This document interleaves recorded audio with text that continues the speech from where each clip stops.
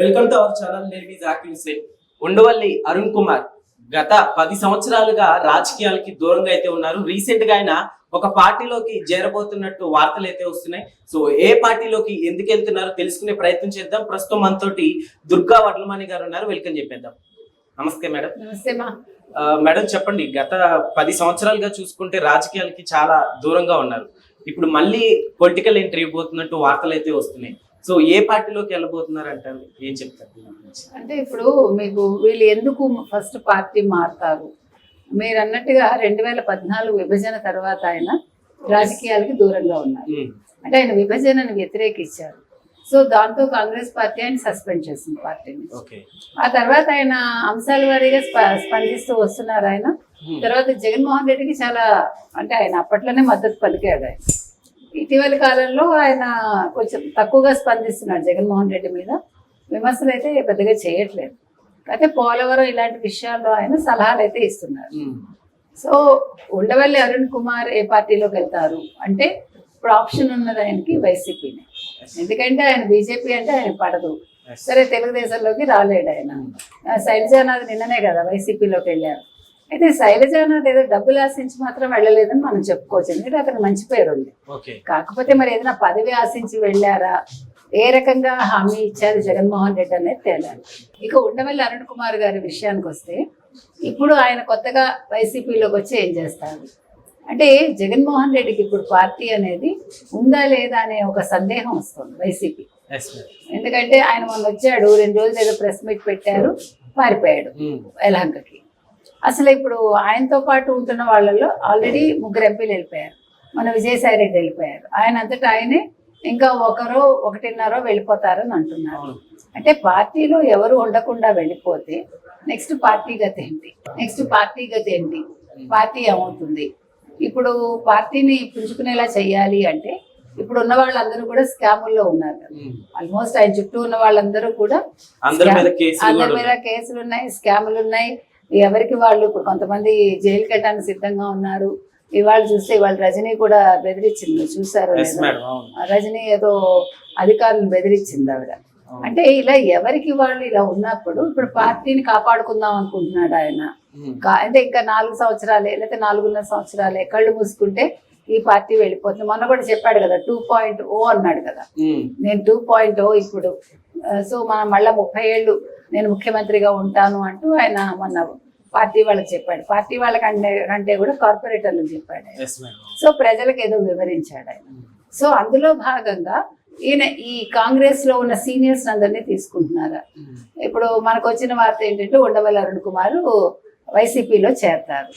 ఇప్పుడు వైసీపీలో చేరటం వల్ల వైసీపీకి పెద్దగా వచ్చేది ఏంటి మనకు అర్థం కావట్లేదు. ఉండవల్లి రావడం వల్ల వైసీపీకి ఏం కలిసి వస్తుంది? శైలజానాథ్ వచ్చారు. ఇప్పుడు వాళ్ళు కాంగ్రెస్ సిద్ధాంతాలతో ఇంతకాలం ఉండి, ఎందుకంటే ఉండవల్లి అరుణ్ కుమార్ అనేవాడు చాలా వైఎస్ రాజశేఖర రెడ్డికి చాలా సన్నిహితుడు. ఆయన రైట్ హ్యాండ్, చాలా ఇష్టం ఆయనకి రాజశేఖర రెడ్డి అంటే.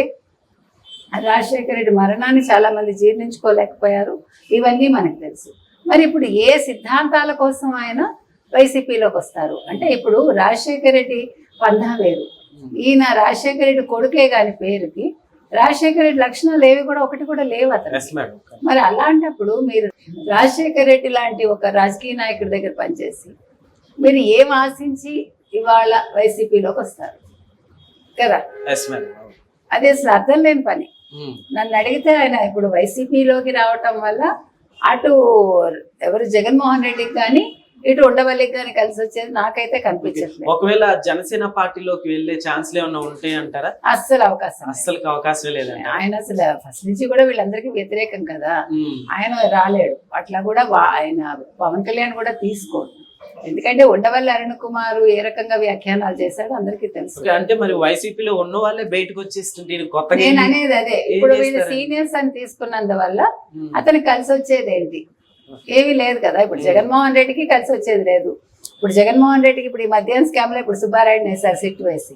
ఇప్పుడు ఆ సిట్ కనుక తేల్చిందంటే సుబ్బారాయుడు మీద మొన్న ఎగిరాడు కదా, నీ బట్టలు కూడా తీసుకొడతామని వీళ్ళందరూ కూడా మాట్లాడారు కదా. తిరుపతి వెళ్ళినప్పుడు కూడా సుబ్బారాయుడు బెదిరించాడు ఆయన. సో ఇప్పుడు సుబ్బారాయుడు వీళ్ళ తాట తీస్తాడా, సుబ్బారాయుడు తాట వాళ్ళు తీస్తారా అనేది సిట్ ఆయన నియమించింది కాబట్టి సిట్కి అధిపతి కింద మనకి త్వరలో తేలుతుంది. ఏది ఏమైనానండి, ఇప్పుడు ఆయన కొత్తగా వీళ్ళని తీసుకున్నందువల్ల పార్టీ ఏమీ బలోపేతం అవ్వదు. ఇంకా తూర్పుగోదావరి నుంచి, కర్నూలు నుంచి, అనంతపురం నుంచి ఇంకా తీసుకుంటారని తెలుస్తోంది. వాళ్ళు కూడా అంటే కాంగ్రెస్ నాయకులు వస్తారు అని. మరి దానివల్ల ఏం కొత్తగా వనగూడుతుందో పార్టీకి మనకు తెలియదు. ఇప్పుడే పార్టీ ఇప్పుడు సడన్ గా పుంజుకుంటుందా? ఇప్పుడు కార్యకర్తలు ఫస్ట్ బలం అండి ఏ పార్టీకైనా. కానీ కార్యకర్తలు ఆయన పట్టించుకున్నదే లేదు. అందుకే కదా మొన్న ఏమన్నాడు, నేను ఈసారి వచ్చేది ముఖ్యమంత్రిగా వస్తే ప్రజల కోసం కాదు, నేను కార్యకర్తల కోసం వస్తాను అని ఆయనే ఉన్న విషయాన్ని చెప్పుకున్నాడు. అంటే ఇంతకాలం నేను కార్యకర్తలు పట్టించుకోలేదు సుమా, నేను ఇప్పుడు వస్తే కనుక అయితే కార్యకర్తలనే పట్టించుకుంటాను, ప్రజల్ని పట్టించుకోను అన్నాడు. అంటే బట్టలను నొక్కను, సంక్షేమ పథకాలు ఇవ్వను అని చెప్తున్నాడు. ఇప్పుడు సంక్షేమ పథకాలు ఇస్తానని ఎంత తిన్నాడో మనకు తెలుసు, ఎంత అప్పులు చేశాడో తెలుసు, రాష్ట్రాన్ని ఏ రకంగా ముంచాడు. ఈ రోజు ఈ ప్రభుత్వంలో అంటే గత ప్రభుత్వంలో వైసీపీ ప్రభుత్వంలో ఒక్కొక్కళ్ళు ఎంతెంత స్కామ్లు చేశారు. ఇందాక పెద్దిరెడ్డి స్కామ్ మళ్ళీ ఇంకోటి బయటకు వచ్చింది. సో ఇవన్నీ మనం చూసుకున్నప్పుడు ఇప్పుడు వీళ్ళందరూ కూడా ఇలాంటి స్కాముల దాంట్లోకి మరి ఉండవల్లే వస్తాడా ఇలాంటి పార్టీలోకి వస్తే కనుక అయితే ఆయనకున్న క్రెడిబిలిటీ కొద్దో గొప్ప ఉంటే అది కూడా పోతుంది కదా. ఇప్పుడు మళ్ళా నెక్స్ట్ ఒకవేళ అంటే జగన్మోహన్ రెడ్డి కలలు కన్నట్టు నిజంగా ముఖ్యమంత్రి అయ్యే అవకాశం లేదు, కానీ ముఖ్యమంత్రి అవుతాడనుకుని వచ్చినా కూడా 4.5 సంవత్సరాలు ఆయన ఈ పార్టీలో ఏం చేస్తాడు? ఈ పార్టీలో ఉండవల్ల అరుణ్ కుమార్కి వచ్చే ఎక్స్ట్రా ఇది ఏంటి అనేది ఒక సందేహం, అంతే కదా.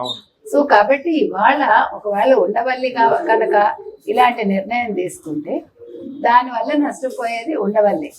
ఎందుకంటే జగన్మోహన్ రెడ్డి ఆల్రెడీ కలిసి వచ్చేది లేదు, ఆల్రెడీ పోగొట్టుకున్నాడు అన్ని కూడా. సో అది అందుకని మనం ఏ రకంగా తీసుకున్నా కూడా ఇప్పుడు శైలజానాథ్ ఎందుకు వెళ్ళారో మనకు అర్థం కావట్లేదు. అతను ఒక రకంగా తప్పు చేశారా అంటే అతనికి కొంత మంచి పేరు ఉంది శైలజానాథ్కి చెప్పాలంటే.